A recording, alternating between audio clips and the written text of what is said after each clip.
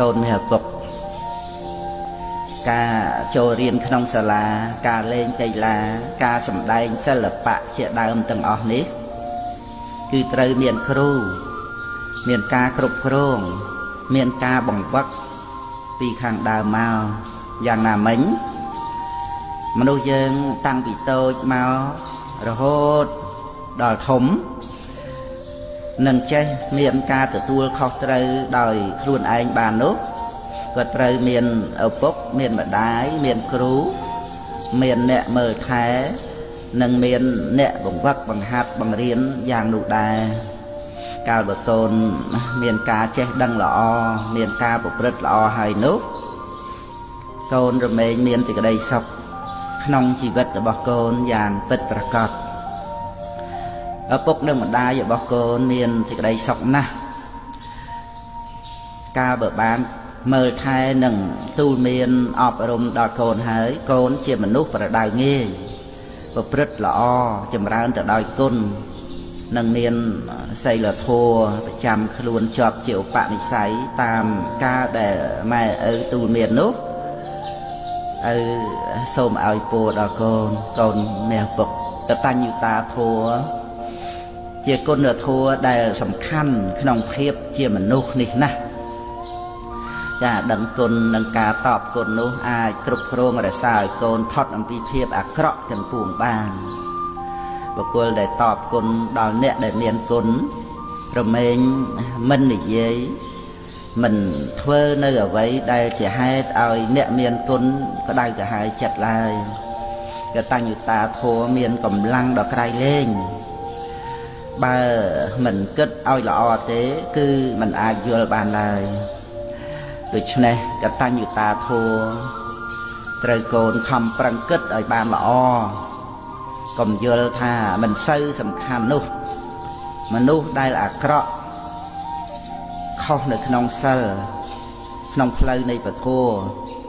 ផ្លូវនៃព្រះវិន័យមានកំហុសទៅបានតាំងតែពីខុសតូចតិចរហូតដល់ទៅខុសធំគឺកើតមកអំពីការមិនដឹងគុណនឹងឯងតែបើកូនជាមនុស្សចេះដឹងគុណកូនមានតែសេចក្តីចម្រើនទៅដោយកុសលយ៉ាងទៀតកតញ្ញូតាធម៌ដែលមាននៅក្នុងខ្លួនកូនជាគ្រឿងសម្គាល់ថាកូននេះឪពុកជាមនុស្សល្អកតញ្ញូតាការដឹងគុណជាទុនជីវិតពិតដ៏ឆ្នើមជួយញ៉ាំងបារមីធំសម្បើមនិងជាដង្ហើមនៃកុសលកតញ្ញូតាការដឹងគុណនាំចាកទេរុនបាបកង្វល់គឺជាបញ្ញាគ្រឿងតម្កល់នាំខ្លួនចូលដល់កុសលកម្ម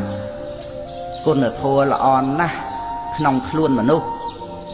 កូនកុំប្រទុះត្រូវចងចាំជាធម្មតាគុណគ្មានប្រេះស្រាំ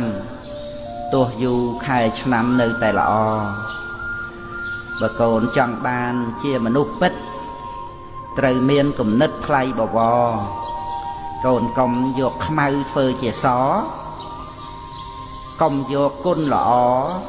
មកជន់ឈ្លីកូននេះឪពុកកូនត្រូវចាំទុកមួយមេត្តាបិតា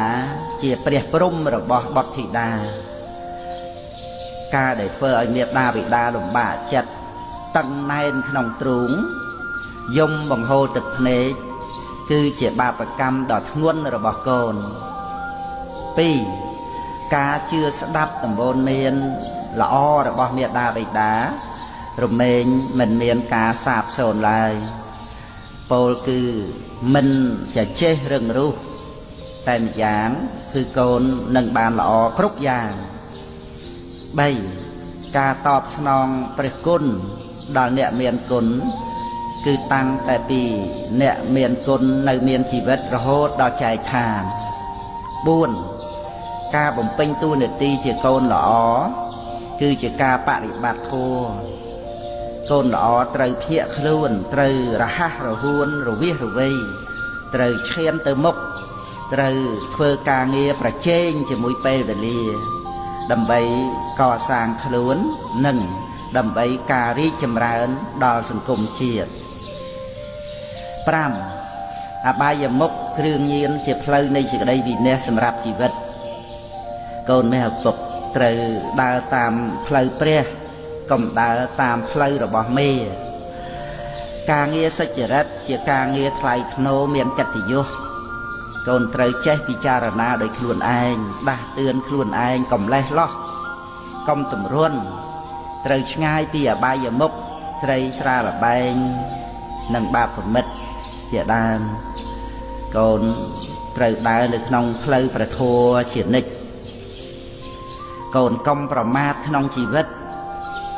ផ្លូវនេះនៅជិតក្បែរមាត់ជ្រោះចិញ្ចឹមជីវិតឲ្យបានរស់